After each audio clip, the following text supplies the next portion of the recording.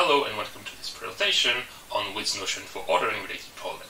This is a joint work with Henning Ferno, Mateus de Oliveira and Petra Wolf. In this work we study several problems related to ordering and define a Witt's notion for them. I will start by presenting the four problems we study in our work and the relation between them.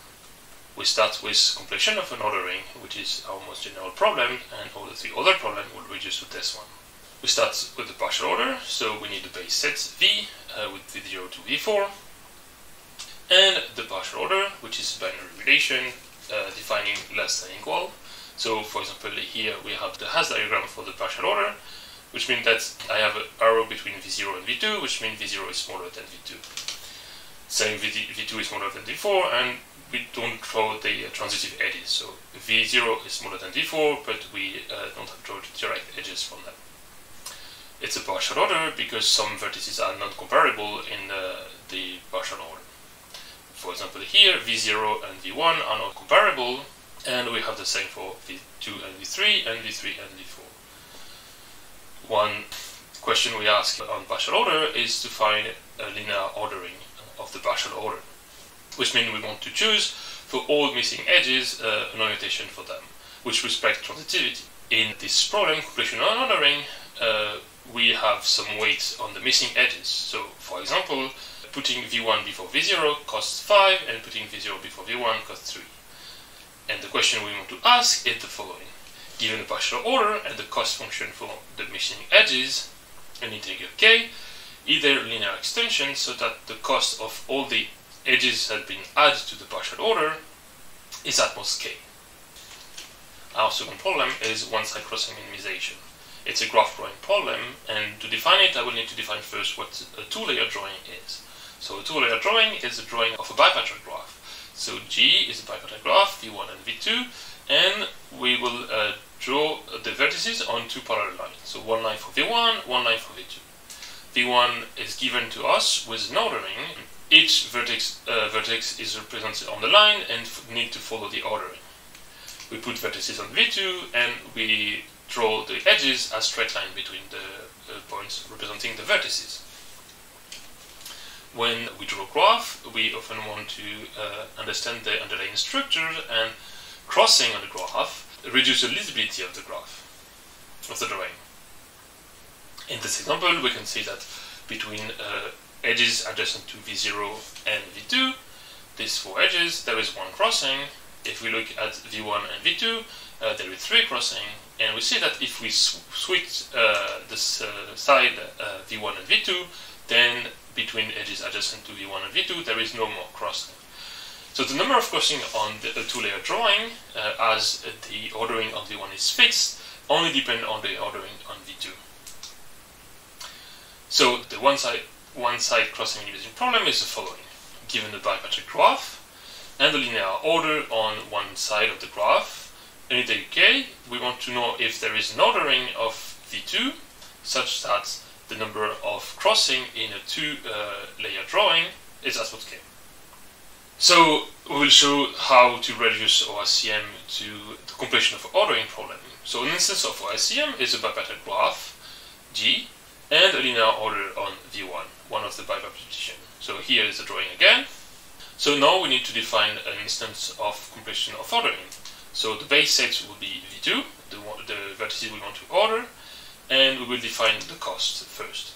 So the cost between two vertices, between Vi and Vj, so for example V0 and V2, is the number of crossing of putting V0 before V2, between the edge adjacent only to V0 and V2.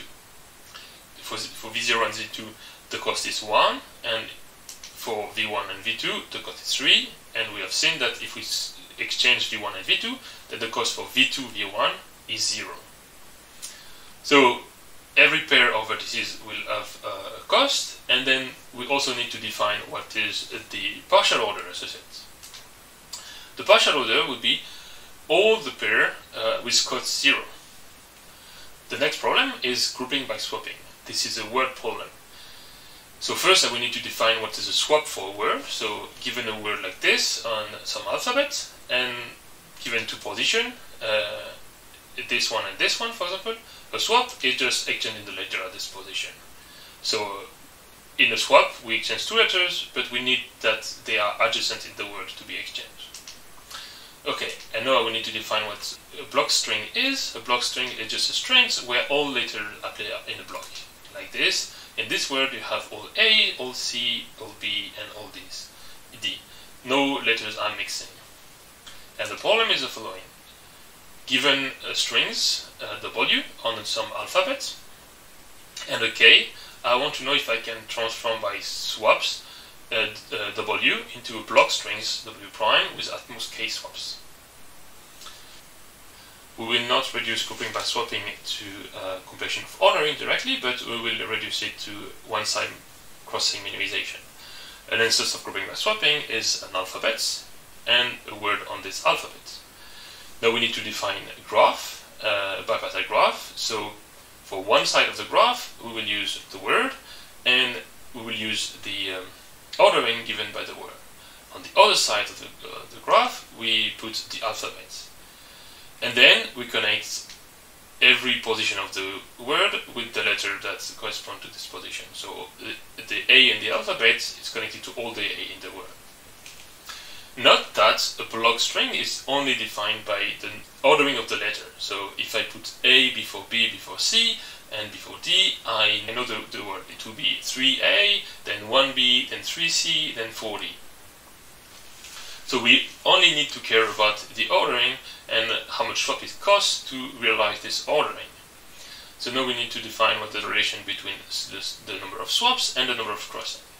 So we will look at two letters, A and C for example, and we see that if we want to place A before C, like in this drawing, well, if we want to have it in the final word, then we need to swap at least these two guys that correspond to this crossing. This first C and this second A correspond to this crossing, and this first C and the third A correspond to this crossing. So we see that basically the number of swap will be equal to the number of crossing, and therefore we have the reduction. The last problem is a ranking problem, which is called Kemeny rank aggregation problem. For this, we have a list of votes over a set of candidates. So we have a set of candidates, we have C1, C2, up to C7, and vote. So the vote is just an ordering on the set of candidates. So we have 3 votes here, for example, and we also have an integer k. What we want to find is a ranking, which is an ordering of the candidate, such that sum of the Kendall-to distances from to the ranking and all the vote is at mod k. So first, what is the Kendall-to distance? Well, the Kendall-to distance is a number of pairs of candidates on which the ranking and the vote disagree. So, for example, on this example, okay, now I will present the reduction from Kemeny rank aggregation to completion of ordering. So an instance of Kemeny rank aggregation problem is a set of candidates and a list of votes. So for our reduction, we said that the base set for the completion of ordering problem is a set of candidates, and then we define the cost. So the cost between two candidates, I and j, will be the number of votes that put j before I. To understand why we define this cost, let's look at the cost of a ranking in the Kemeny rank aggregation problem.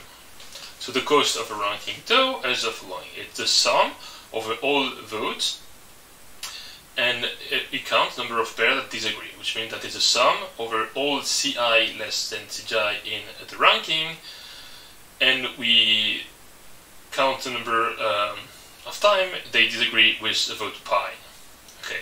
So if we swap the sigma around, we have this formula, and this is actually just the number of votes that are that disagree with ci before j, which is our cost.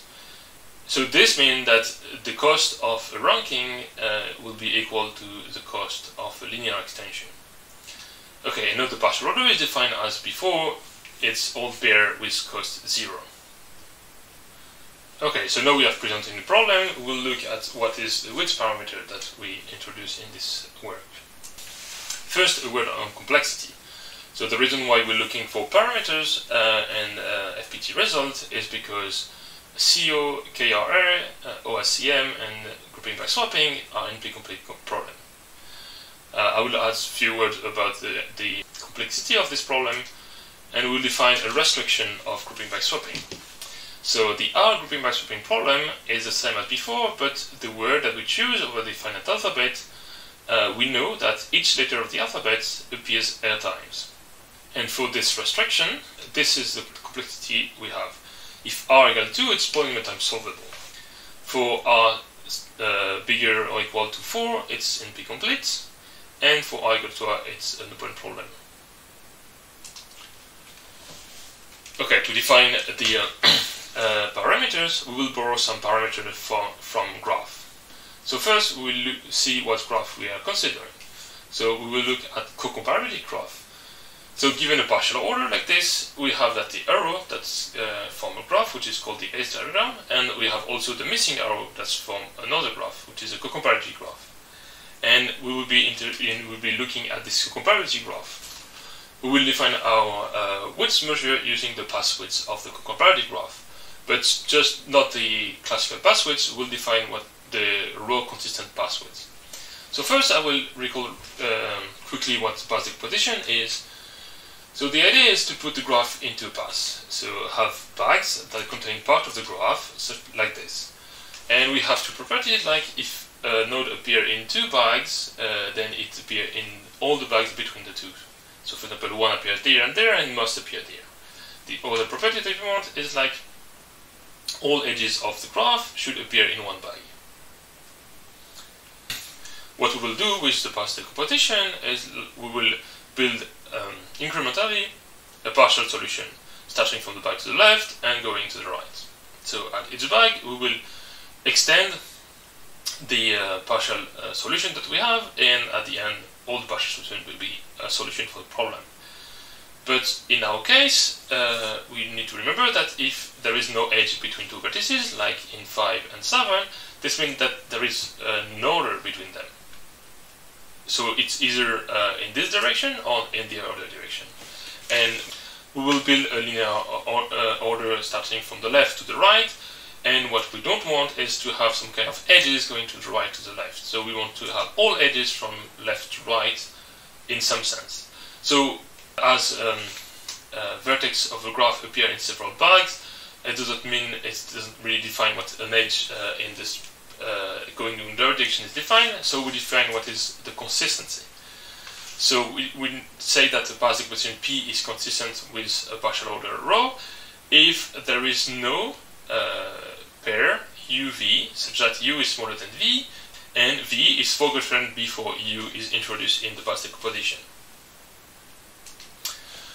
Okay, a few words on the consistent path width. So first definition, like for the path width, the consistent path width is the minimum width of the consistent path decomposition, and the width of the path decomposition is the maximum size of a bag in the path decomposition.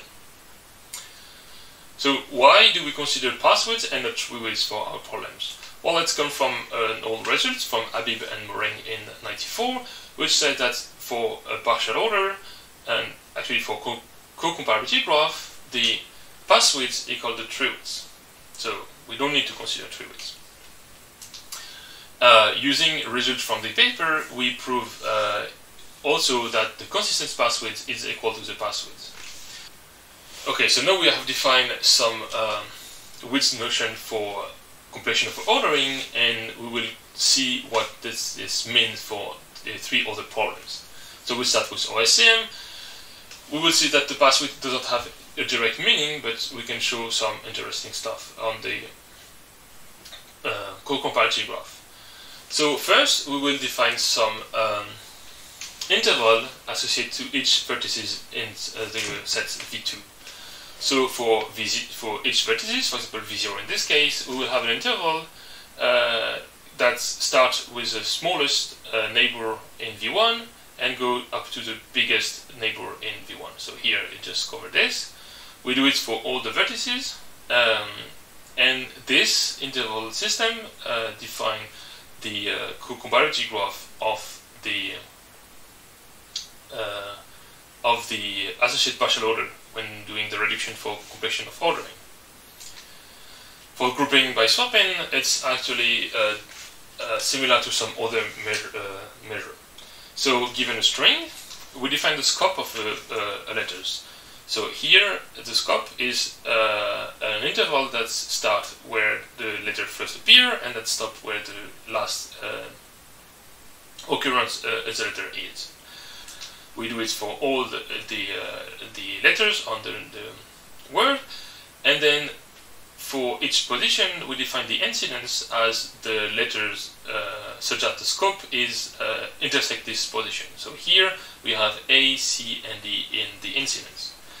And then we define the scope, and then it's defined the scope coincidence degree, which is the maximum size of an incidence at some position. So in this example, in any position there is at most 3 elements in the incidence set, so the scope coincidence degree is 3. The scope coincidence degree is equal to the path width of the co-comparative graph after the translation to 0. For Kamenev-Rennes calculation, we don't have equality with known widths, but we have an inequality. But first we need to define what the range of a candidate is. So the range of candidates, if we look at the vote, and we look at the position where the candidate is in the vote. So for example, in this vote, C1 is in the first position, and in this vote, C1 is in the 5th position. Then the range is 1 to the distance between these two, so 4. We have the range for all candidates, and this defines the maximum range of a vote, a set of votes. And we have the following, that the width, so the path width of the co-comparative graph after the transition to compression of ordering is smaller than 2 times this max range parameters. Okay, so now let's go to the algorithmic results for completion of ordering. So we have proved that completion of ordering is solvable in FPT time in the path width W, given a consistent decomposition of the co-comparative graph. The algorithm is quite classic. It's standard dynamic programming over the path decomposition. I will show some technical points of the algorithm, but the rest is really classic dynamic programming. So during the dynamic programming, we are at the set Bi. We define the sets Li, being all the vertices that appear in the bag before Bi, but not in Bi. So doing this dynamic programming over the path decomposition, we need to store some information about partial solution. And the ideal approach is the following. A partial solution will be a linear order, so on the union of bags up to I. And then one idea could be to just keep the restriction of this linear order to the bag Bi. Well, this with some modification will work, but the problem is there is factorial many linear order. To obtain the exponential bound, we need to do something a bit clever. So what we will do is to store something for any subsets. So given a subset of the bag Bi, we will keep a value Cs, which is the cost of an optimal solution on the element in Li, so all the elements that have been forgotten up to now, and the element in S. So how do we compute this S? Well, there is 2 cases. We'll look at when some vertex is introduced. So when we introduce a vertex, you need to somehow extend the partial solution we have to include these vertices. But we don't have any linear order in which we can add V to. So the way it's worked is because we can compute Cs using dynamic programming inside the bag. And one can see that given an optimal solution on Li union S, we have the following property, which is that the maximum element of an optimal solution will belong to S. So that's why we have the following equation. So The cost of the optimal solution on Li union S is the cost of a solution without some vertices V, that will be the maximum element on our optimal solution, plus the cost of putting V after every one. For this value, we need to compute two auxiliary tables, and with them we can compute directly this value. For this one is V prime equal V, then we are done, because this value is in the previous bag. If not, then we do it again. And doing a dynamic programming on this using this equality, we can compute CS for all subset in Bi plus 1 in time with time to do the width. If the bag forgets a vertex V, it's quite easy.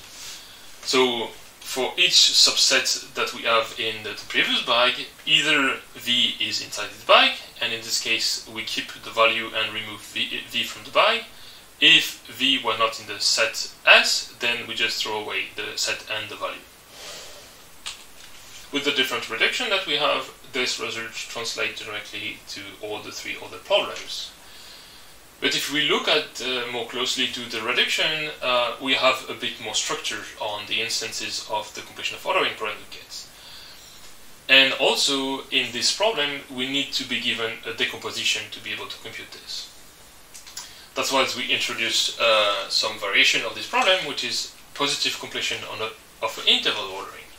So first we need to define what the interval order is, and then what the positive means.